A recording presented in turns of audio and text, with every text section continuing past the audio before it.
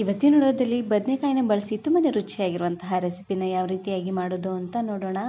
ಇದನ್ನು ಮಾಡಲಿಕ್ಕೆ ಈರುಳ್ಳಿ, ಟೊಮೆಟೊ ಹಾಗೆಯೇ ಬೆಳ್ಳುಳ್ಳಿ ಏನನ್ನೂ ಹಾಕೋದು ಬೇಡ. ತುಂಬಾ ಸಿಂಪಲ್ ಆಗಿ ಕ್ವಿಕ್ ಆಗಿ ನೀವು ಇದನ್ನು ಮಾಡ್ಕೊಳ್ಬೋದು. ಹಾಗಾದರೆ ಬನ್ನಿ ತಡ ಮಾಡದೆ ರೆಸಿಪಿನ ಶುರು ಮಾಡೋಣ. ಇದನ್ನು ಮಾಡಲಿಕ್ಕೆ ಮೊದಲು ನಾನಿಲ್ಲಿ ಮೀಡಿಯಮ್ ಸೈಜಿನ 4ರಿಂದ 5 ಬದನೆಕಾಯಿನ ತಗೊಂಡಿದ್ದೀನಿ. ಆದಷ್ಟು ಈ ಸೈಜಲ್ಲಿ ಈ ರೀತಿಯಾಗಿರುವಂತಹ ಬದನೆಕಾಯಿನ ತಗೊಳ್ಳಿ. ರುಚಿ ಅಂತೂ ತುಂಬಾ ಚೆನ್ನಾಗಿ ಬರುತ್ತೆ. ಇದರಲ್ಲೇ ಇನ್ನೊಂದು ಪರ್ಪಲ್ ಕಲರ್ ಬರುತ್ತೆ ನೋಡಿ, ಅದಕ್ಕಿಂತ ಈ ಬದನೆಕಾಯಿ ತುಂಬಾ ರುಚಿಯಾಗಿರುತ್ತೆ. ಇವಾಗ ನಾನಿಲ್ಲಿ ಎಲ್ಲ ಬದನೆಕಾಯಿನೂ ಚೆನ್ನಾಗಿ ತೊಳೆದು ಈ ರೀತಿಯಾಗಿ ಪ್ಲಸ್ ಆಕಾರದಲ್ಲಿ ಕಟ್ ಮಾಡ್ಕೊಳ್ತಾ ಇದ್ದೀನಿ. ಈ ರೀತಿಯಾಗಿ ಕಟ್ ಮಾಡಿಕೊಂಡು ಹಿಂದಿನ ತುದಿ ಇರುತ್ತೆ ನೋಡಿ, ಅದನ್ನು ಸಹ ಸ್ವಲ್ಪ ಕಟ್ ಮಾಡ್ಕೊಂಡು ತಗೊಳ್ಬೇಕು. ಬದನೆಕಾಯಿನ ನೋಡಿ ಹಾಕೊಳ್ಳಿ. ಒಂದೊಂದು ಬದನೆಕಾಯಿ ಎಲ್ಲ ಹುಳ ಇರುತ್ತೆ ನೋಡಿ, ಹಾಗಾಗಿ ನೀಟಾಗಿ ನೋಡ್ಕೊಂಡು ತಗೊಳ್ಬೇಕು. ನೋಡಿ ಇದೇ ರೀತಿಯಾಗಿ ಎಲ್ಲ ಬದನೆಕಾಯಿನೂ ಪ್ಲಸ್ ಆಕಾರದಲ್ಲೇ ಕಟ್ ಮಾಡ್ಕೊಂಡು ತಗೊಳ್ಬೇಕು. ನಾನಿವತ್ತು ಒಂದು ಹೊತ್ತಿಗೆ 4ರಿಂದ 5 ಜನಕ್ಕೆ ಆಗುವಷ್ಟು ಮಾಡಿ ತೋರಿಸ್ತಾ ಇದ್ದೀನಿ. ನೀವು ಸ್ವಲ್ಪ ಜಾಸ್ತಿ ಜನಕ್ಕೆ ಮಾಡ್ಕೊಳ್ಳೋ ಹಾಗಿದ್ರೆ ಬದನೆಕಾಯಿನ ಸ್ವಲ್ಪ ಜಾಸ್ತಿ ಅನ್ನೋಂಗೆ ತಗೊಳ್ಳಿ. ನೋಡಿ ಇದೇ ರೀತಿಯಾಗಿ ಎಲ್ಲ ಬದನೆಕಾಯಿನೂ ಕಟ್ ಮಾಡಿಕೊಂಡು ಸ್ವಲ್ಪ ಉಪ್ಪು ಹಾಕಿರುವಂತಹ ನೀರಲ್ಲೇ ಹಾಕಿಡಬೇಕು, ಇಲ್ಲಾಂದರೆ ಬದನೆಕಾಯಿ ಎಲ್ಲ ಬೇಗ ಕಪ್ಪಾಗಿಬಿಡತ್ತೆ. ಇವಾಗ ನಾನಿಲ್ಲಿ ಇನ್ನೊಂದು ಕಡಾಯಿಗೆ ಸ್ವಲ್ಪ ಎಣ್ಣೆನ ಹಾಕ್ಕೊಳ್ತಾ ಇದ್ದೀನಿ. ಒಂದು 4ರಿಂದ 5 ಚಮಚ ಆಗುವಷ್ಟು ಎಣ್ಣೆ, ಹಾಗೆಯೇ 1 ಚಮಚ ಆಗುವಷ್ಟು ಜೀರಿಗೆ ಮತ್ತು ಸಾಸಿವೆನ ಹಾಕ್ಕೊಳ್ತಾ ಇದ್ದೀನಿ. ಇದ್ರ ಜೊತೆಗೆ 1 ಗರಿ ಆಗುವಷ್ಟು ಕರಿಬೇವು ಸೊಪ್ಪನ್ನು ಹಾಕ್ಕೊಂಡು ಜೀರಿಗೆ ಸಾಸಿವೆ ಎಲ್ಲ ಚೆನ್ನಾಗಿ ಸಿಡಿಯೋವರೆಗೂ ಇದನ್ನು ಫ್ರೈ ಮಾಡ್ಕೊಳ್ಬೇಕು. ನೋಡಿ ಈ ರೀತಿಯಾಗಿ ಜೀರಿಗೆ ಸಾಸಿವೆ ಎಲ್ಲ ಚೆನ್ನಾಗಿ ಚಟಪಟ ಅಂತ ಸಿಡಿದಾದ್ಮೇಲೆ ಇವಾಗ ತಾನೇ ಕಟ್ ಮಾಡಿರುವಂತಹ ಬದನೆಕಾಯಿನ ಹಾಕ್ಕೊಳ್ತಾ ಇದ್ದೀನಿ. ಬದನೆಕಾಯಿನ ನೀರೆಲ್ಲ ಬಸಿದು ಹಾಕ್ಕೊಳ್ಳಿ.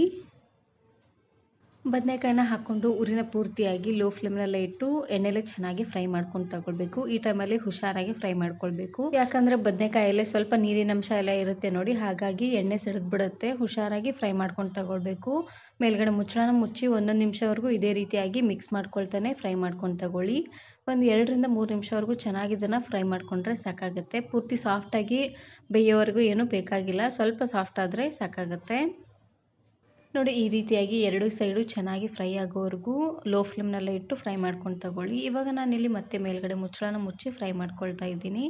ಇದಕ್ಕೆ ಉಪ್ಪೇನು ಹಾಕೋದು ಬೇಡ, ಉಪ್ಪು ಹಾಕಿದ್ರೆ ನೀರು ಬಿಟ್ಕೊಂಡ್ಬಿಡುತ್ತೆ, ಹಾಗಾಗಿ ಹಾಗೆ ಬದನೆಕಾಯಿನ ಫ್ರೈ ಮಾಡ್ಕೊಂಡು ತಗೊಳ್ಳಿ.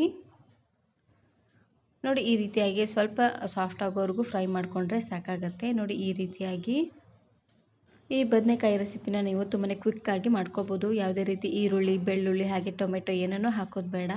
ಇವಾಗ ನಾನಿಲ್ಲಿ ಶೇಂಗಾ ಪುಡಿನ ಹಾಕ್ಕೊಳ್ತಾ ಇದ್ದೀನಿ. ಶೇಂಗಾನ ಚೆನ್ನಾಗಿ ಹುರಿದು ಗ್ರೈಂಡ್ ಮಾಡಿ ಇಟ್ಟಿದ್ದೆ, ಆ ಪುಡಿನ ಹಾಕ್ಕೊಳ್ತಾ ಇದ್ದೀನಿ. ಒಂದು 4ರಿಂದ 5 ಚಮಚ ಆಗುವಷ್ಟು ಶೇಂಗಾ ಪುಡಿನ ಹಾಕ್ಕೊಳ್ಳಿ. ಹಾಗೆಯೇ ಇದ್ರ ಜೊತೆಗೆ 1 ಚಮಚ ಆಗುವಷ್ಟು ಅಚ್ಕಾರದ ಪುಡಿ. ನಿಮಗೆ ಖಾರಕ್ಕೆ ಎಷ್ಟು ಖಾರ ಬೇಕೋ ಅಷ್ಟು ಖಾರನ ನೀವು ಇಲ್ಲಿ ಹಾಕ್ಕೊಳ್ಬೋದು. ಖಾರ ಪುಡಿ ಬದಲಾಗಿ ನೀವು ಹಸಿರು ಮೆಣಸಿನಕಾಯಿ ಚಟ್ನಿನಾದರೂ ಹಾಕ್ಕೊಳ್ಬೋದು. ಹಾಗೆಯೇ ರುಚಿಗೆ ತಕ್ಕಷ್ಟು ಉಪ್ಪು, ಲಾಸ್ಟಲ್ಲಿ 1/4 ಚಮಚ ಆಗುವಷ್ಟು ಅರಿಶಿನ ಪುಡಿನ ಹಾಕ್ಕೊಂಡು ಸ್ವಲ್ಪ ಎಣ್ಣೆಲೆ ಫ್ರೈ ಮಾಡ್ಕೊಳ್ಬೇಕು. ಭಾಳೊತ್ತೇನು ಫ್ರೈ ಮಾಡೋದು ಬೇಡ, ಜಸ್ಟ್ ಒಂದು ಸಾರ್ತಿ ಇದನ್ನು ಮಿಕ್ಸ್ ಮಾಡಿಕೊಂಡ್ರೆ ಸಾಕಾಗುತ್ತೆ. ಭಾಳೊತ್ತನ್ನು ಫ್ರೈ ಮಾಡಿಬಿಟ್ರೆ ತಳ ಹಿಡಿದ್ಬಿಡುತ್ತೆ, ಹಾಗಾಗಿ ನೋಡಿ ಈ ರೀತಿಯಾಗಿ ಚೆನ್ನಾಗಿ ಇದನ್ನು ಮಿಕ್ಸ್ ಮಾಡಿಕೊಂಡು ಇದಕ್ಕೆ ನಾನಿಲ್ಲಿ ಸ್ವಲ್ಪ ಹುಣಸೆಹಣ್ಣಿನ ರಸನ ಹಾಕ್ಕೊಳ್ತಾ ಇದ್ದೀನಿ. ಸ್ವಲ್ಪ ಹುಣಸೆಹಣ್ಣನ್ನು ಒಂದು ಅರ್ಧ ಗಂಟೆ ಅಷ್ಟೊತ್ತು ನೆನೆಸಿಟ್ಟಿದ್ದೆ. ಹುಣಸೆ ಹಣ್ಣನ್ನು ಚೆನ್ನಾಗಿ ಕಿವುಚಿ ಅದರ ರಸ ಮಾತ್ರನೇ ಹಾಕ್ಕೊಳ್ಬೇಕು. ಹಾಗೆಯೇ ಬದನೆಕಾಯಿ ಸ್ವಲ್ಪ ಸಾಫ್ಟಾಗಿ ಬೇಯಲಿ ಅಂತ ಇದಕ್ಕೆ ನಾನಿಲ್ಲಿ ಒಂದು ಅರ್ಧ ಗ್ಲಾಸ್ ಆಗುವಷ್ಟು ನೀರನ್ನು ಹಾಕ್ಕೊಂಡು ಬೇಯಿಸ್ಕೊಳ್ತಾ ಇದ್ದೀನಿ. ನಿಮಗೆ ಗ್ರೇವಿಗೆ ಎಷ್ಟು ನೀರು ಬೇಕು ನೋಡಿ ನೀರನ್ನು ಹಾಕ್ಕೊಳ್ಳಿ. ನಾನಿಲ್ಲಿ ಸ್ವಲ್ಪ ಅನ್ನ ಹಾಗೆ ಚಪಾತಿ ಜೊತೆ ಮಾಡ್ಕೊಳ್ತಾ ಇದ್ದೀನಿ, ಹಾಗಾಗಿ ಸ್ವಲ್ಪ ಗ್ರೇವಿನ ತೆಳ್ಳ ಅನ್ನೋಂಗೆ ಮಾಡ್ಕೊಳ್ತಾ ಇದ್ದೀನಿ. ನೀವು ಸ್ವಲ್ಪ ಗಟ್ಟಿ ಬೇಕಾದರೂ ಮಾಡ್ಕೊಳ್ಬೋದು. ಇವಾಗ ಉರಿನ ಪೂರ್ತಿಯಾಗಿ ಮೀಡಿಯಮ್ ಫ್ಲೇಮ್ನಲ್ಲೇ ಇಟ್ಟು ಚೆನ್ನಾಗಿ ಇದನ್ನು ಕುದಿಸ್ಕೊಂಡು ತಗೊಳ್ಬೇಕು. ಆವಾಗವಾಗ ಮಿಕ್ಸ್ ಮಾಡ್ಕೊಳ್ತಾನೆ ಇದನ್ನು ಬೇಯಿಸ್ಕೊಂಡು ತಗೊಳ್ಳಿ. ಲಾಸ್ಟಲ್ಲಿ ಇದಕ್ಕೇ 1 ಚಮಚ ಆಗುವಷ್ಟು ಗುರೆಳ್ ಪುಡಿ, ಹಾಗೆಯೇ ಸಣ್ಣದಾಗಿ ಕಟ್ ಮಾಡಿರುವಂತಹ ಕೊತ್ತಂಬರಿ ಸೊಪ್ಪು, ಸ್ವಲ್ಪ ಬೆಲ್ಲನ ಹಾಕ್ಕೊಳ್ತಾ ಇದ್ದೀನಿ. ಆರ್ಗ್ಯಾನಿಕ್ ಬೆಲ್ಲನಾದರೂ ಹಾಕ್ಕೊಳ್ಬೋದು, ಇಲ್ಲಾಂದರೆ ಅಚ್ಚ ಬೆಲ್ಲನಾದರೂ ಹಾಕ್ಕೊಳ್ಬೋದು. ಆರ್ಗ್ಯಾನಿಕ್ ಬೆಲ್ಲ ಹಾಕೋ ಹಾಗಿದ್ರೆ ಸ್ವಲ್ಪ ಜಾಸ್ತಿ ಅನ್ನೋಂಗೆ ಹಾಕ್ಕೊಳ್ಳಿ, ಅದು ಸ್ವೀಟ್ ಕಡಿಮೆ ಇರುತ್ತೆ ನೋಡಿ, ಹಾಗಾಗಿ ನೋಡಿ ಎಲ್ಲವನ್ನು ಹಾಕ್ಕೊಂಡು ಒಂದು ಸರ್ತಿ ಚೆನ್ನಾಗಿ ಇದನ್ನು ಮಿಕ್ಸ್ ಮಾಡಿಕೊಂಡು ಬೇಯಿಸ್ಕೊಳ್ಬೇಕು. ಇವಾಗ ಬದನೆಕಾಯಿ ಎಲ್ಲ ಪೂರ್ತಿ ಸಾಫ್ಟ್ ಆಗೋವರೆಗೂ ಬೇಯಿಸ್ಕೊಂಡು ತಗೊಳ್ಳಿ. ಇವಾಗ ನೋಡ್ತಾ ಇರ್ಬೋದು ಬದನೆಕಾಯಿ ಎಲ್ಲ ಚೆನ್ನಾಗಿ ಕುದಿ ಬರ್ತಾ ಇದೆ, ನೋಡ್ತಾ ಇದ್ರಲ್ವಾ.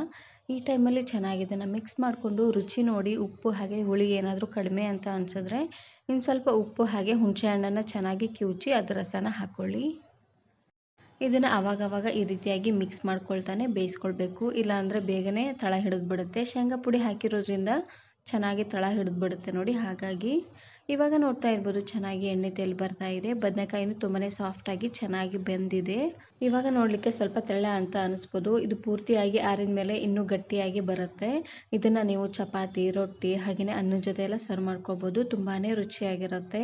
ಇದೇ ರೀತಿ ಬಹಳಷ್ಟು ವೆರೈಟಿ ಆಗಿರುವಂತಹ ಪಲ್ಯ ರೆಸಿಪೀಸ್ನ ಅಪ್ಲೋಡ್ ಮಾಡಿದ್ದೀನಿ. ವಿಡಿಯೋ ನೋಡಿಲ್ಲ ಅಂದರೆ ಈ ವಿಡಿಯೋ ಕೊನೆಯಲ್ಲಿ ಹಾಕಿರ್ತೀನಿ, ನೋಡಿ ಚೆಕ್ ಮಾಡಿ. ಹಾಗೆಯೇ ಈ ವಿಡಿಯೋ ಇಷ್ಟ ಆದರೆ ಈಗಲೇ ಒಂದು ಲೈಕ್ ಬಟನನ್ನು ಕ್ಲಿಕ್ ಮಾಡಿ, ಫ್ರೆಂಡ್ಸ್ ಆ್ಯಂಡ್ ಫ್ಯಾಮಿಲಿ ಜೊತೆಗೆ ಶೇರ್ ಮಾಡಿ. ಹಾಗೆಯೇ ಮತ್ತಷ್ಟು ಹೊಸ ರೆಸಿಪಿಗಾಗಿ ವರ್ಣಿಕಾ ಅಡುಗೆ ಮನೆ ಯೂಟ್ಯೂಬ್ ಚಾನಲನ್ನು ಸಬ್ಸ್ಕ್ರೈಬ್ ಮಾಡ್ಕೊಳ್ಳಿ. Thank you.